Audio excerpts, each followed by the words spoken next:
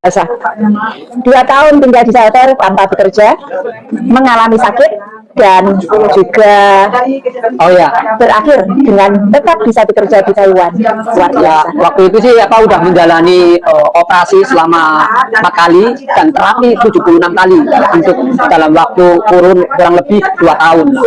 76 terapi, 4 kali operasi. Didedel-dedel terus ya kan? Ya, alhamdulillah didedel, sambung, buka lagi, bongkar pasang, kayak hasil udah kayak bongkar pasang gitu. Asik.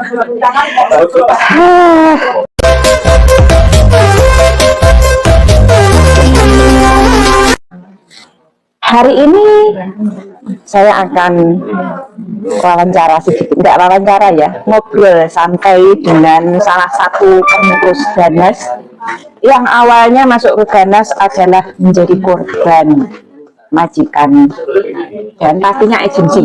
Itu sudah rumus, kalau sudah masuk Ganas berarti menjadi korban satu dari 2 ini tadi. Oke, langsung saja perkenalkan. Keren, hari ini tidak pakai masker karena sudah terlepas dari penjajahan. Betul. Oke. Mas, saya tanya nih, zaman masuk ke Ganas awalnya kasusnya apa sih? Kasus saya awalnya kecelakaan kerja, lalu majikan nggak bertanggung jawab. Nggak bertanggung jawab itu artinya setelah 3 bulan. Setelah majikan maksa untuk tanda tangan damai, setelah tanda tangan damai, majikan makan lepas tangan, nggak mau nanggung lagi. Mau dari pembiayaan rumah sakit, biaya makan, biaya tempat, itu saya tanggung sendiri semuanya. Dan kemudian setelah pengaduan bagaimana hasilnya? Setelah pengaduan, alhamdulillah semua gaji yang tadinya nggak digajikan selama 7 bulan, dan alhamdulillahnya setelah itu gaji itu diserahkan ke saya semua berkat pengaduan ke Ganas dan khususnya untuk MSC itu yang bantu. Berapa lama nih tinggal di shelter selama ini? Waduh, tinggal di shelter kurang lebih 2 tahun. 2 tahun dari bulan 7 tanggal 7 tahun 2021, dan alhamdulillah sekarang masih dipercaya, maksudnya masih ada rezeki di Taiwan. Kemarin hari Jumat habis tanda tangan kontrak, alhamdulillah ada majikan yang mau dengan kondisi saya yang pasca kecelakaan. Wah, luar biasa. 2 tahun tinggal di shelter tanpa bekerja, mengalami sakit, dan juga berakhir dengan tetap bisa bekerja di Taiwan. Luar biasa. Waktu itu sih udah menjalani operasi selama 4 kali dan terapi 76 kali untuk dalam waktu kurun kurang lebih 2 tahun. 76 terapi, 4 kali operasi. Didedel-dedel terus ya kan? Ya, alhamdulillah didedel, sambung, buka lagi, bongkar pasang, kayak hasil udah kayak bongkar pasang gitu. Asik.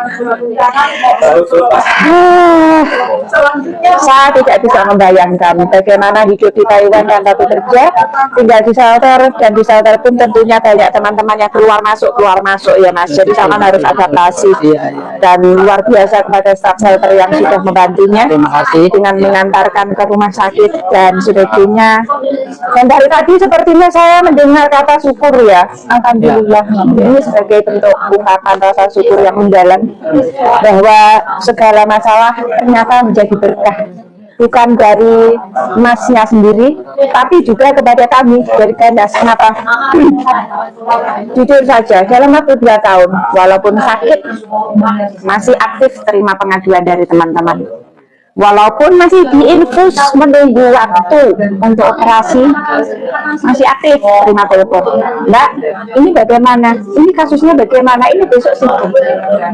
Jadi berkah bukan hanya kepada dia sendiri, namun kepada kami dan kepada teman-teman yang selama ini tahunya ketika pengaduan di Ganas hanya pajak, tapi ternyata ada teman-teman kayak gini ya.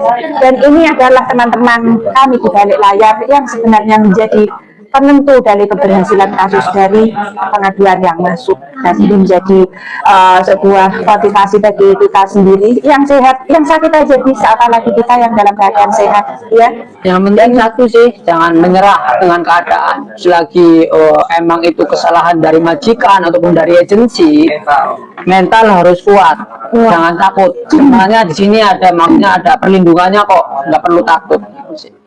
Kembali lagi ya, mental harus kuat, dan di Taiwan ada perlindungannya, jadi jangan takut teman-teman yang mengalami kecelakaan kerja. Tunggu dulu dapatkan haknya dan harus sembuh di Taiwan ya, itu harapan kita semua ya Mas ya. Dan iya perasaan nih, ternyata masih ada yang mau nompo kerja.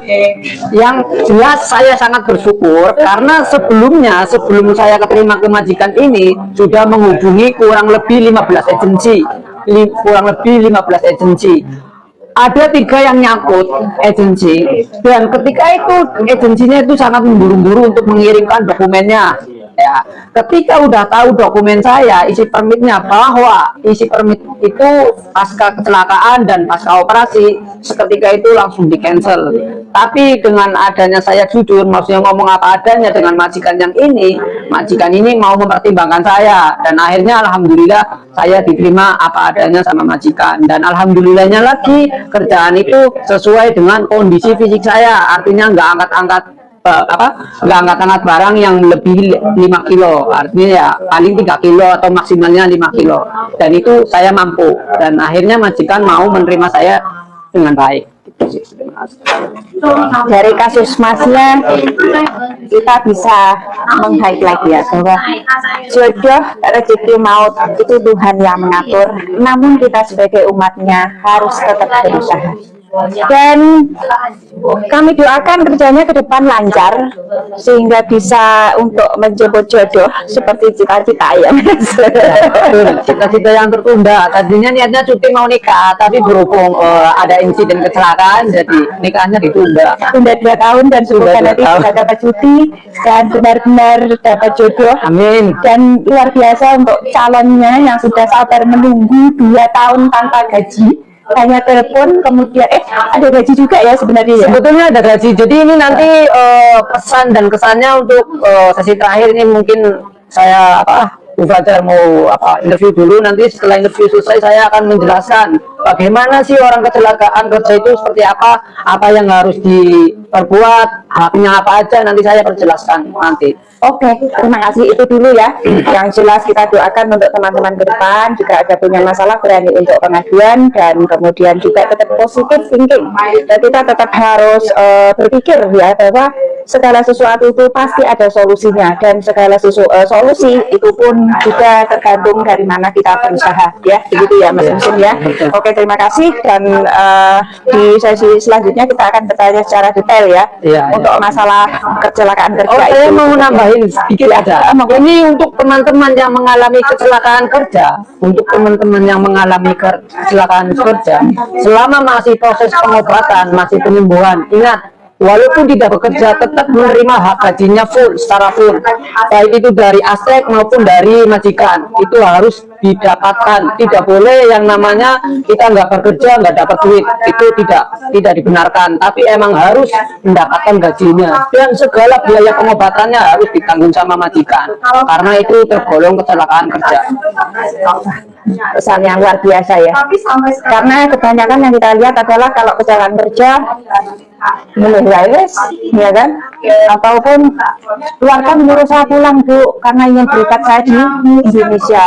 Nah, sementara di sini ada aspek ya, yang tadi pengobatan ditanggung, bahkan juga tetap mendapatkan gaji. Nah, saya harap teman-teman juga, harapannya sih nggak ada kecelakaan kerja, harapannya, tapi kalau yang namanya kecelakaan tentu tidak bisa dipesan, tidak bisa di-booking, tapi juga tidak bisa dihindari ya, seperti itu.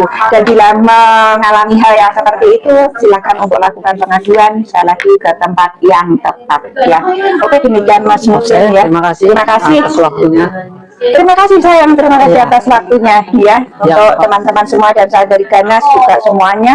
berdoa semoga ke depan lancar, tidak ada halangan ya. Oke, Amin, terima amin, kasih amin, amin. untuk semuanya. Wassalamualaikum warahmatullahi wabarakatuh. Waalaikumsalam warahmatullahi wabarakatuh.